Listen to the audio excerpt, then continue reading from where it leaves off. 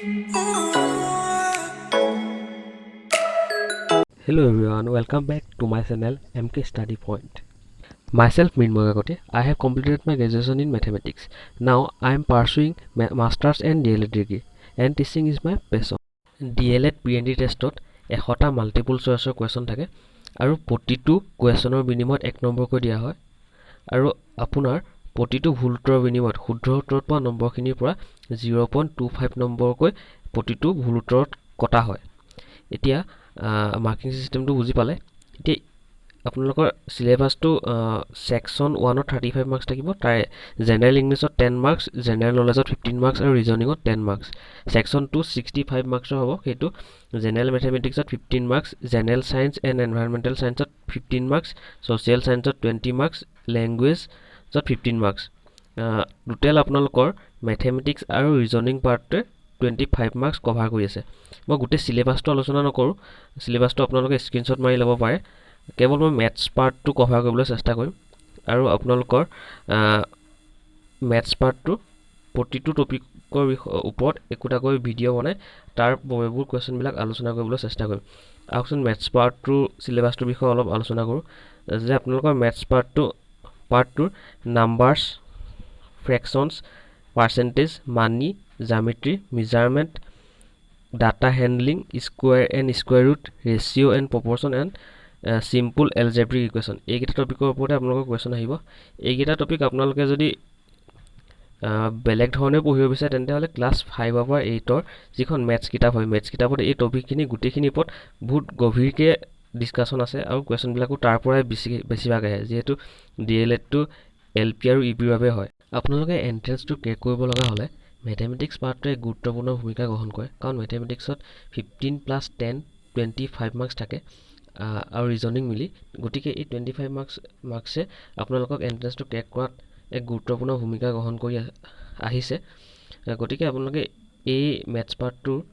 বহুতো arts student আছে আৰু কমাৰ্চ বা তেনেকা ধৰণৰ বেলেগ ষ্ট্ৰীমৰ ষ্টুডেন্ট আছে ভোকেশনেল হক গতিকে সেই ষ্টুডেন্ট সকলৰ বাবে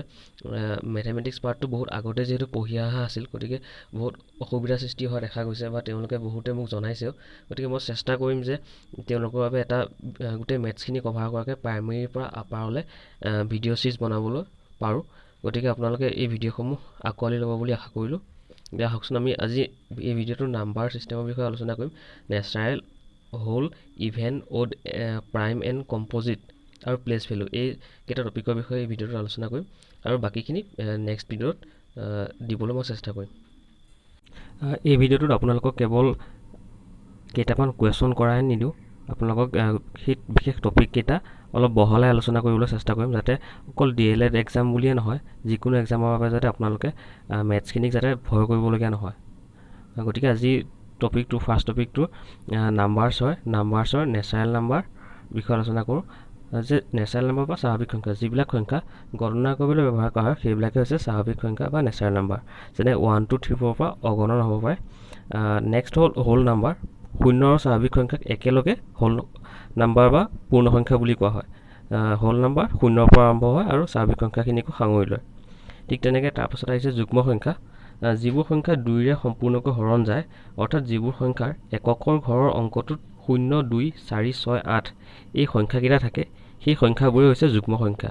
যেনে আপোনাৰ 12 208 2454 2690 ঠিক তেনেকৈ যিবিলাক সংখ্যা আপোনালোকৰ 2 ৰে হৰণ যোৱা সংখ্যাৰে শেষ হয়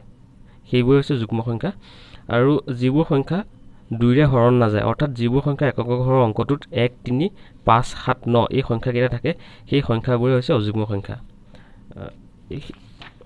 এতিয়া হক অযুগ্ম সংখ্যাৰ উদাহৰণ যে 7 23 145 4921 তেনে ধৰণৰ উদাহৰণবিলাক যিবিলাক সংখ্যাৰ শেষত আপোনালোকে চাব যে এককৰ ঘৰৰ অংকটোত 1 3 5 7 9 এই সংখ্যাকেইটা থাকে সেইকেইটা হৈছে অযুগ্ম সংখ্যা নেক্সট আহো প্ৰাইম নাম্বাৰছ যে মৌলিক সংখ্যা যিবোৰ সংখ্যাৰ উৎপাদক 1 আৰু সেই সংখ্যাটো নিজে অৰ্থাৎ যিবোৰ সংখ্যাক 1 আৰু সেই সংখ্যাটোৰ বাহিৰে বেলেগ সংখ্যাৰে হৰণ কৰিব নোৱাৰি সেই সংখ্যাবোৰক মৌলিক সংখ্যা বোলে ইয়াত এটা ওৱৰ্ড আছে যে উৎপাদক মানে হৈছে সেইবিলাক সংখ্যা হয় যিবিলাক সংখ্যাৰ পূৰণফল হিচাপে এটা সংখ্যা প্ৰকাশ কৰিব পাৰি যেনে ধৰক আপোনালোকে 8 সংখ্যাটো আমি কেনেকৈ লিখিব পাৰো 8 সংখ্যাটো আপোনালোকৰ 2 * 4 1 into 8 এনেধৰণে লিখিব পাৰোঁ মানে কি 2 into 4 পূৰণফল হিচাপে 8 বুলি লিখিব পাৰোঁ 1 into 8 পূৰণফল হিচাপে 8 লিখিব পাৰোঁ গতিকে 2 4 1 8 এই গোটেইকেইটা হৈছে 8টোৰ উৎপাদক ঠিক তেনেকৈ গতিকে এনে কিছুমান সংখ্যা আছে যিবিলাক সংখ্যাক আমি উৎপাদক হিচাপে কেইবাটাও নাপাওঁ খালি আপোনালোকৰ দুটাই পাম যে 1 আৰু সেই সংখ্যাটো নিজেই পাম সেই সংখ্যাবিলাকে হৈছে মৌলিক সংখ্যা যেনে 3 সংখ্যাটো 1 1 into 3 বাহিৰে আৰু বেলেগ ধৰণে আমি প্ৰকাশ কৰিব নোৱাৰোঁ গতিকে 1 আৰু 3টোৱে হৈছে সেই 3ৰ আপোনালোকৰ উৎপাদক হয় যেনে ইয়াত 1টো পামেই আৰু 3টো হৈছে সেই সংখ্যাটো নিজেই ঠিক তেনেকৈ 7 1টো থাকিবই 7টো হৈছে সেই সংখ্যাটো নিজেই ঠিক তেনেকৈ 5টো থাকিবই 1ৰ বাহিৰেও ঠিক তেনেকৈ 11টোত 1 into 11 1টো থাকিবই আৰু 11 সেই সংখ্যাটো নিজেই হয় ঠিক তেনেকৈ 13 1 into 13 সেই সংখ্যাটো নিজেই হয় গতিকে 3 5 7 11 13 আদি সংখ্যাবোৰ হৈছে মৌলিক সংখ্যা গতিকে আপোনালোকে একেবাৰে সৰু মৌলিক সংখ্যা কোনটো হ'ব পাৰে এবাৰ কমেণ্ট কৰি জনাবলৈ চেষ্টা কৰিবচোন ঠিক তেনেকৈ আমি 8টো চাওকচোন 8টো 2 into 4 1 into 8 ইয়াত চাওকচোন 1 আৰু 8 সেই 1টো আছেই সেই সংখ্যাটো নিজে আছে তাৰ উপৰিও আমি বেলেগ আকৌ 2 আৰু 4 পাইছোঁ গতিকে ই কি হ'ব মৌলিক হ'ব নোৱাৰে গতিকে ই বেলেগ এটা ভাগত পৰিব সেইটো আমি পিছলৈ পঢ়িমগৈ গতিকে ই মৌলিক নহয় নেক্সট চাওকচোন কম্পজিট নাম্বাৰ বা যৌগিক সংখ্যা যে যিবোৰ সংখ্যাৰ উৎপাদক 1 আৰু সেই সংখ্যাটোৰ বাহিৰে অইন সংখ্যা থাকে সেই সংখ্যাবোৰক যৌগিক সংখ্যা বোলে যেনে আমি চাওকচোন 8ৰ ক্ষেত্ৰতে পাইছোঁ 1 আৰু 8ৰ বাহিৰেও আৰু 2 আৰু 4 আছে মানে কি ই যৌগিক সংখ্যা 8টো ঠিক তেনেকৈ আৰু চাওঁ আমি যেনেকৈ 4 1 into 4 2 into 4 ইয়াক 1 আৰু 4 বাহিৰেও 2 আৰু 2 পাইছোঁ ঠিক তেনেকৈ 6টোত 2 into 3 আৰু 1 into 6 2 আৰু 3 বাহিৰেও 1 আৰু 6 পাইছোঁ 10টোত 1 into 10 2 into 5 1 আৰু 10ৰ বাহিৰেও 2 আৰু 5 পাইছোঁ ঠিক তেনেকৈ 12টোত 1 into 12 2 into 6 3 into 4 ইয়াত আমি 1 আৰু 12ৰ বাহিৰেও 2 6 3 4 এই গোটেইকেইটা পাইছোঁ গতিকে এনেধৰণৰ সংখ্যাবোৰ হৈছে যৌগিক সংখ্যা চাওক নেক্সট আটাইতকৈ সৰু মৌলিক সংখ্যা কি 2 আটাইতকৈ সৰু যৌগিক সংখ্যা কি 4 আটাইতকৈ সৰু স্বাভাৱিক সংখ্যা 1 একমাত্ৰ যুগ্ম মৌলিক সংখ্যাটো 2 অৰ্থাৎ ই যুগ্মও হয় আৰু মৌলিকো হয় আৰু একেবাৰে সৰু হয় আটাইতকৈ সৰু যুগ্ম সংখ্যাটো কি আপোনালোকে এইটো কমেণ্ট কৰি জনাব যে আটাইতকৈ সৰু যুগ্ম সংখ্যাটো কোনটো হয় নেক্সট আহকচোন স্থানীয় মান বা প্লেচ ভেলু যে এটা সংখ্যা আমি আগতে সৰুতে পঢ়ি আহিছোঁ বা এতিয়াও আমি আকৌ পঢ়িম যে সংখ্যাটোত কি থাকে যে একক থাকে দশক থাকে শতক থাকে হাজাৰ থাকে অযুত থাকে নিযুত কোটি তেনেকৈ গৈ থাকে